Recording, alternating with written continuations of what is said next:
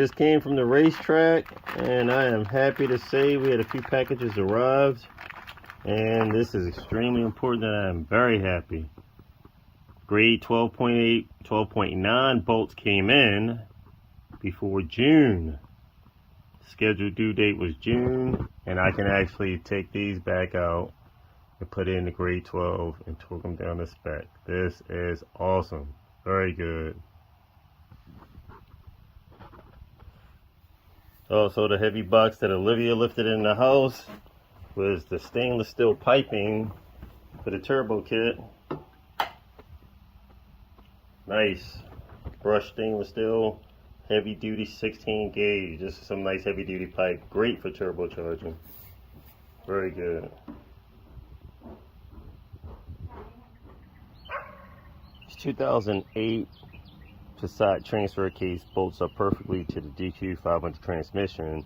The only difference is the splines that comes off the differential are larger on the DQ500 compared to the ones on the Passat.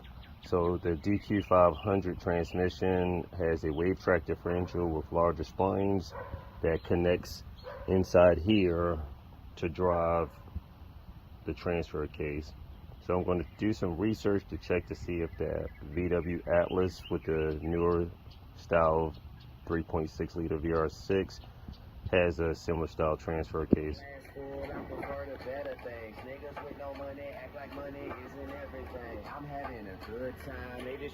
I'm out here having a good time. I like this shit. Alright, this is what's up. Out here preparing to install the 3.6 liter up in this TT. This is what we have so far. Had the Billet 034 motor mount install. Slight obstacles. We keep popping up with obstacle after obstacle, but that is not going to stop us. Haters motivate me. If they don't know that yet, I just keep grinding. That just makes my brain stimulate more. I'm wired different. So this is what happened. They sold us 2 Track Sport. I have it labeled for the passenger side, and 2 Street Sport for the driver. What the heck? All right. I ordered a Track Sport for this. This thing is going to be seeing a lot of track time, okay? I ordered a Street Sport for my convertible because my convertible is a little more casual, pop the top, maybe 1,000, 1,300 at the wheel. I'm good with that. We won't be pushing this thing to the max, so we wanted the Track Sport. What do? I said, all right, Teddy, let's just cop another set. I'll order a Street Sport passenger side, a Track Sport driver side, and then you'll have 2 sets. I'll have 2 sets. All right, overcame that obstacle. Next slight challenge. This is what we're running into. The transfer case for this DQ250 will not bolt up to the DQ500 transmission. Oh no, what are we going to do? Are you going to shed a tear? Fuck no. Alright, this is what's up. So, since this will not work, Teddy searched all night, I searched, we only came up with one. Only one. The parts are so rare for these freaking DQ500 transmissions, insane, because people are blowing up their cars left and right, and whenever they get one of these, they're holding on to it, respectfully so. So anyway, there's a lot of the DQ50s out there. They already have built gears for it, all of this stuff. So anyway, that's what I'm keeping in my car. Anyway, or other future car. So this is what we're going to do to overcome that slight challenge. We ordered the other one from Australia, copped it up, paid for it. It's being shipped over here now as we speak. Alright, next challenge. Teddy bought some axles. Front axles, 1,400, 1,500. Are we going to shed a tear? Oh no, F that. Next project. So this is what I told Teddy. I had mentioned to him the other day, dude, I'm going to be pushing the F out of these 3.2 and 3.6 liter projects. This car right here, I have an engine on the engine stand, a built bottom and 2.5 liter turbo that I had prepared to install for this.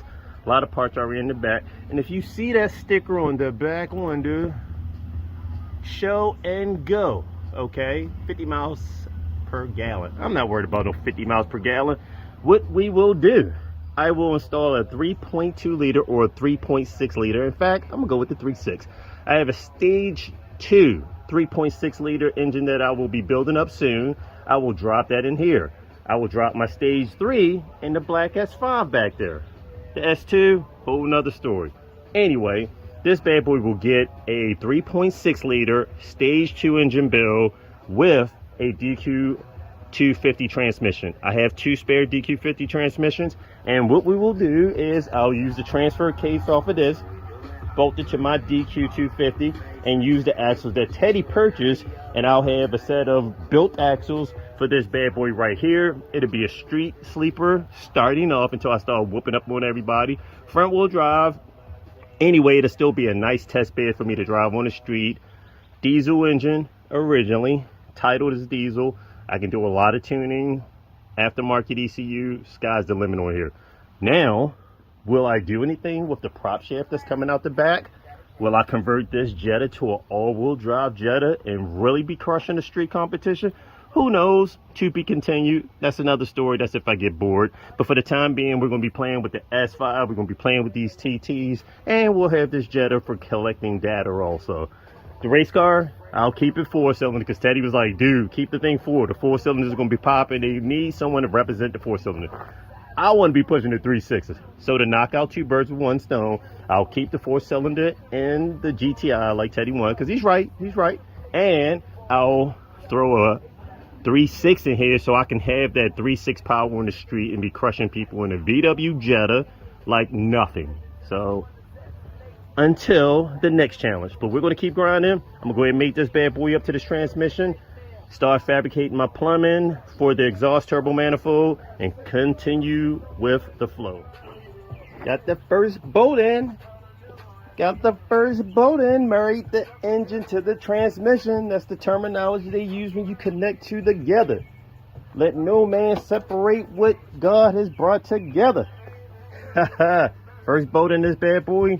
Install the rest of them. Lift this bad boy up. Put it in the cuff.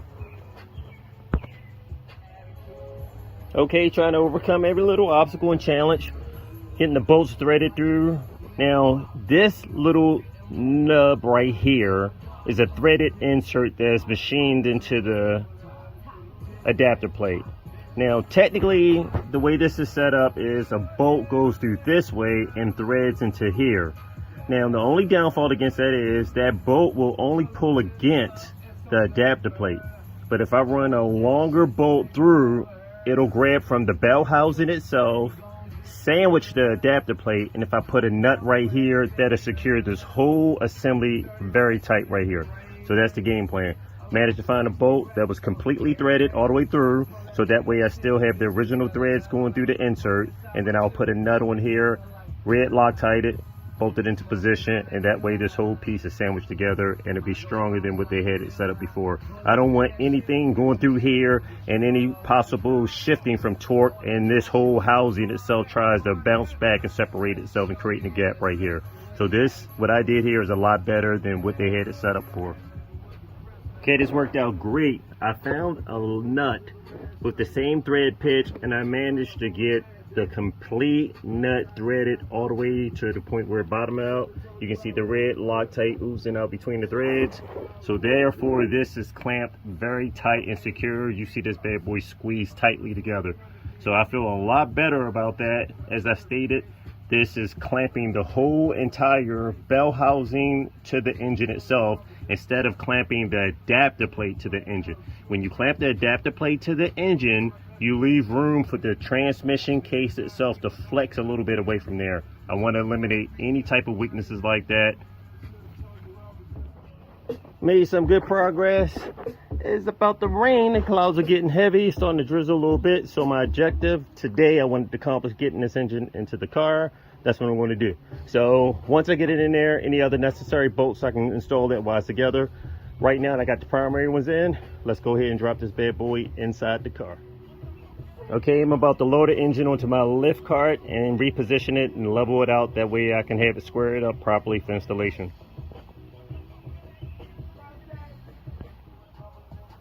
Okay, sometimes being a league in your own and pushing the envelope, doing different things, you got to come up with ideas to make things easier. So since I've done this by myself before, like installing the engine in my Escalade, engine transmission, all sorts of things, my mind just improvises and come up with ways to make things easier. So that's why I tell the haters, dude, when you challenge me, you don't know that you make me greater. I need the challenges. They push me to another level. Other people get stressed out. They fall off the horse and start crying. So we got that Miller blood in us. I installed the lift cart in between the A-beams of my engine hoist. Now I can push everything neatly in position, use my lift table, my lift cart, jack up the engine, and position these mounts right up into here. So this will work out perfectly. Getting it in, getting it in. It's coming along pretty good, pretty good. Bolts are lining up perfectly. Everything's lining up, engine squared up, jacking the lift cart up into position, and everything looks great. Giving this bad boy a new heart transplant. 3.2 out, 3.6 ready to bolt in. Going to new levels. Looking good, looking good. Here's the passenger side bolts installed, and I got them threaded in nice and neat and on point without cross threading them. That's a very fine pitch thread, and I've actually seen some of the bolts cross thread and strip out just from unbolting this bracket from the motor mount. So for example, here's a spare housing, and if you can see in here, the top threads were starting to burr up. A lot of people cross thread these trying to install, and even like I said, just taking them out, you can see aluminum filings on here where it tries to strip out or cross thread these housings. So we got this installed without any issue, and we're about to move on to the passenger side and install those bolts into the DQ500 transmission.